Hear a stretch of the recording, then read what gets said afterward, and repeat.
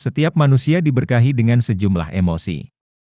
Kita lebih terbiasa mengklasifikasikan emosi menjadi emosi positif dan emosi negatif. Halo semuanya, selamat datang di channel Ardi Tio Official. Sebelum kita mulai, bagi kalian yang mau support channel ini agar terus berkarya, caranya mudah banget.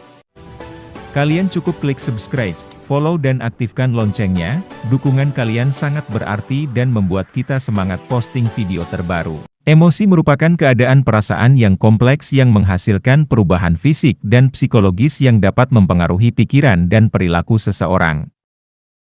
Ketika emosi negatif datang seperti marah, sedih, takut, cemas hingga putus asa, seringkali kita mengabaikan emosi tersebut dan lebih memilih untuk menyambut emosi positif yang cenderung membuat kita merasa nyaman. Namun kita tidak dirancang seperti itu. Kita sebagai manusia membutuhkan emosi positif dan negatif. Hal ini karena emosi tersebut dimaksudkan sebagai sarana evaluasi diri terhadap hal-hal yang telah kita alami. Jika kita terus menekan atau mengabaikan emosi negatif yang muncul, tidak jarang kita akhirnya terjebak dalam lingkaran kepura-puraan, atau istilah populer saat ini, toxic positivity. Efeknya membuat kita acuh tak acuh, takut dan tidak terampil dalam mengelola emosi negatif yang muncul. Di era di mana tuntutan dan tekanan datang dari segala arah menjadi sesuatu yang kita hadapi sehari-hari sebagai manusia, wajar jika emosi negatif muncul berulang kali. Namun, membiarkan atau memendamnya tentu bukanlah hal yang bijak. Kita akan merasakan sesuatu yang kosong, hilang, hampa jika kita terbiasa mengabaikan emosi negatif yang muncul dalam diri kita. Nilai menjadi manusia terasa begitu sulit ketika tuntutan eksternal menuntut kita untuk selalu tampil dalam kondisi prima, termasuk dari sisi psikologis. 1. Kita tidak perlu lari dari emosi yang kita rasakan. Kita memilih untuk lari dari apa yang sebenarnya harus kita hadapi, yaitu emosi yang ada dalam diri kita.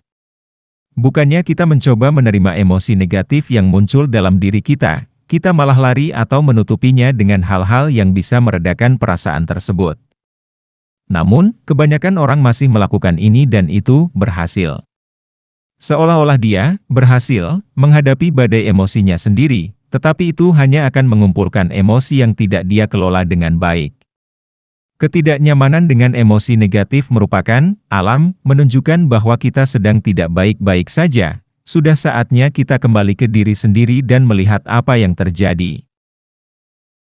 2. Berhentilah berusaha terlihat baik dan cobalah menjadi pribadi yang utuh. Seiring bertambahnya usia dan tanggung jawab kita meningkat, hal itu dapat memicu perasaan sedih dan emosi negatif lainnya. Terlalu banyak hal yang harus kita pikirkan, terlalu banyak hal yang harus diurus dan terlalu banyak hal yang menuntut kita untuk menjadi normal dan terlihat baik-baik saja. Kita sebagai manusia memiliki peran penting untuk mengelola emosi kita dengan baik, baik itu emosi negatif maupun emosi positif. Menjadi manusia seutuhnya bukan berarti harus menyingkirkan emosi negatif yang muncul.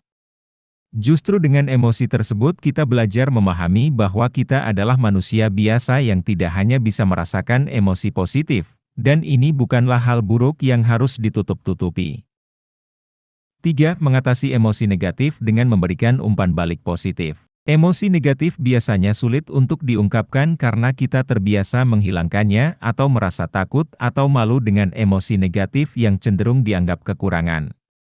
Perlu diingat bahwa emosi yang hadir dalam diri kita bukan hanya bentuk bagaimana kita merasakan sebuah emosi, tetapi juga bagaimana kita mengalami sebuah emosi dan memberi nilai atau makna atas apa yang terjadi di dalam hidup kita.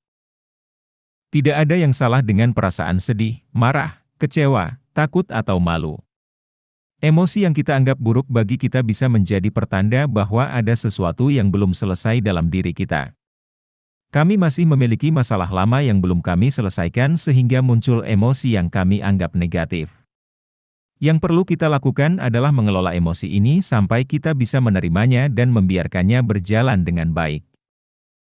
Coba kita pikirkan sejenak, apakah kita sudah mengelola emosi kita dengan baik saat ini?